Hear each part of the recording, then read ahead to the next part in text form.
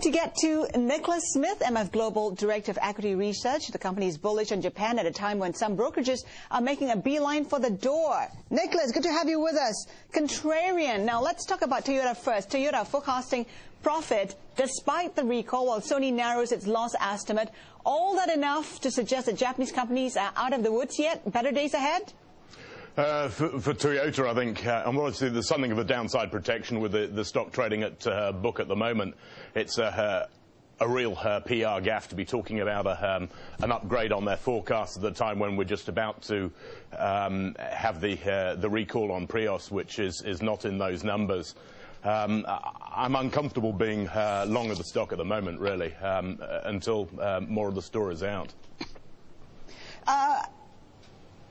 Looking at the market as a whole, you say Japan is the only major market that remains attractive based on valuations.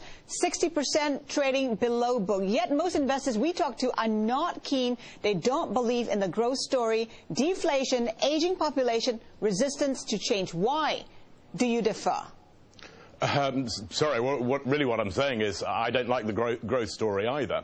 I'm liking Japan as a value story. So what happened last year is that growth stocks moved up quite sharply in Tokyo too. And I'm suggesting people take a look at the value stocks. Japan is a value market. It moves on global trade. So things like price to earnings are not so helpful in a strong cyclical market. You ought to be looking at the price to book, and with price to book, 60% of companies trading below book, I think it's a pretty attractive environment for looking at value stocks. So other markets are very stretched on valuations, and they had a big run up last year and thinking we're out of the woods on the global economy. I just don't think that's the case. Is the topics a play on global trade? Sorry, come again? Is the topics a play on global trade? Absolutely. The longer-term topics moves in lockstep with global trade. Now, global trade had a big upward move. Seasonal adjusted moved up 4.5% in September, I think, on inventory adjustments of replenishing inventories.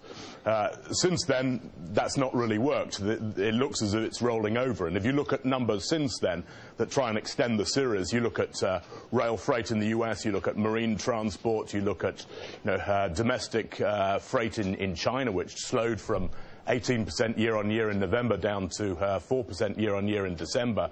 I think you're getting a picture of global trade just slowing down. And if you want to look at why that would be, we'll look at sales tax numbers for the US, which I think is a much safer number than the existing store numbers. Those numbers are suggesting there's a slowdown in sales going on, which, bearing in mind the conditions in the US, is not entirely surprising. So we've had a big upward move in global markets. Now it's time to pull back and just concentrate on value stocks. Nicholas, where do you see the topics and the Nikkei 225 by year end?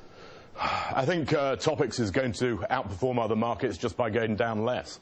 So I see it at about the present levels, and I expect to see other markets lower. I want to take at some of your calls. You're liking what? Nippon Oil, 5001 JP. You like it. The last time we spoke to you, at least, it's up 2% since you made the call in January. What does it have going for it? Yeah, I've been saying I like cheap price-to-book stocks. The thing's trading about 3/4 of book at the moment. It's got a dividend yield of 4% against about 1 1/3 long bond yield. The company has a real track record for under-promising and over-delivering on cost cutting. It's got a merger just coming up with 5016 Nippon Mining in a couple of months now. If you look at the previous ones, when it merged with Mitsubishi Oil, it promised, I think, 75 billion yen worth of cost cutting. In 3 years, it did 120, and since then, it's done another 150.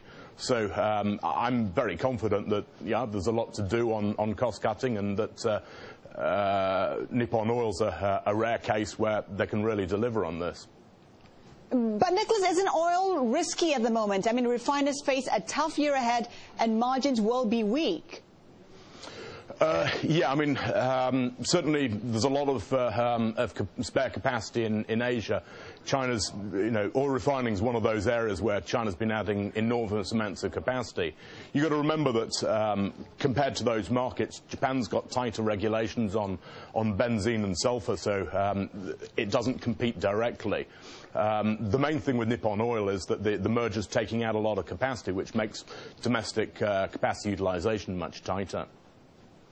Before we let you go, just to touch on the yen, you said the yen will remain strong, yes? In 20 Absolutely, seconds? yeah. I'm expecting 89.90 to continue through most of the rest of the year. Okay, Nicholas Smith, MF Global, thank you so much for your insights on the trade this morning.